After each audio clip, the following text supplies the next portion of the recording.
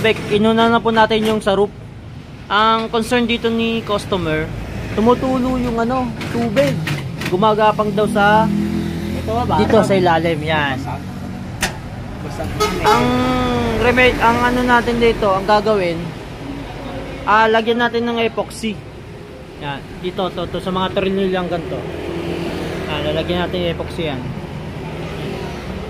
Ito pa. Lalagyan po natin yung epoxy mga ka-e-bike. Kaliwa, malaki. E-bike, pinapaliwanag din dyan kung ano yung problema ng e-bike. Kung ano yung possible na pwedeng bumigay. Kasi ito, uga din po yung gulong eh. Pinapaliwanag po ni Christian kung ano po yung dapat palitan, kung ano yung i-repair dito. Yan, pinapaliwanag din ni Christian kung ano yung mga dapat gagawin, saka yung mga pwedeng masira. Tapos bakit siya umuuga, kung anong dahilan. Yan, pinapaliwanag ni Christian yan. Ganyan po tayo sa JMC bike. Dapat alam din ni customer kung ano yung cause ng sira. Hindi lang tayo nagsasabi na sira na to, sira na yan. Alam din niya para kung sakali maayos natin, ma-prevent ni customer. Di dapat pala ganun yung driving habit kasi masisira yung e-bike niya.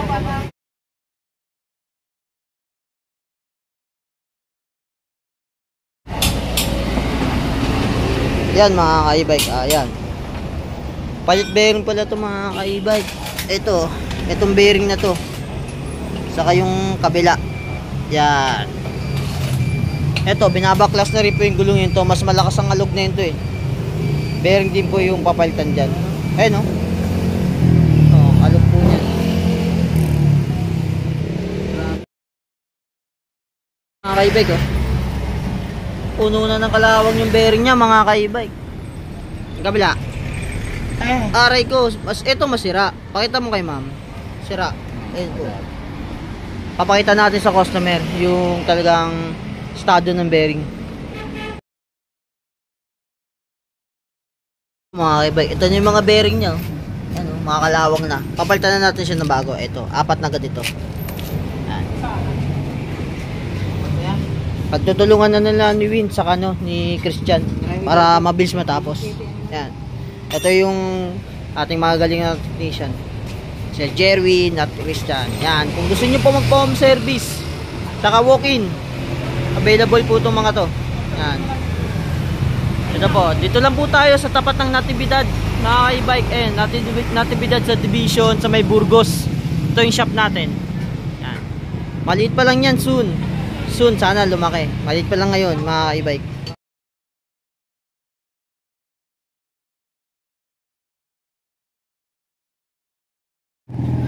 So yun mga ka-e-bike, tapos na ilagay ni Win yung isa. Hindi na malog yan. Oy, wala nang alog Unlike kanina, sobrang alog na yan to. Tapos isa naman. Eto, yan, kakabit na rin to yung gulong na yan to. Okay na rin ilagay yung bearing. Ayan bagong bearing niya mga ka-e-bike. Yan po. Ito yung gulong niya Papakabit na natin kay Win. Mga ka-e-bike, sinabay na rin po ni ma'am yung change oil. Ayun. Si Win na rin ang change oil niyan. Si Chano kasi pinabili ni Win ng ng nut para doon. Inutusan. Ganyan yung master niya yun. Pero inutusan niya. Yung mga ka-e-bike, nalagay na rin ni Win yung kabilang gulong. Check natin. Yung mga ka-e-bike, wala nang alog. Kabila din, wala na ring alog yan mga ka-e-bike. Yan. Kalog na lang yung gumagawa. Mga ka-e-bike. Kalog na lang daw yung mga gumagawa. Aray mo. Mga wala pa kaming kain. Yung mga e-bike, okay na. Tapos na. Check na lang niya Chano. Check niya ilaw. Ilaw. Kabila. Okay.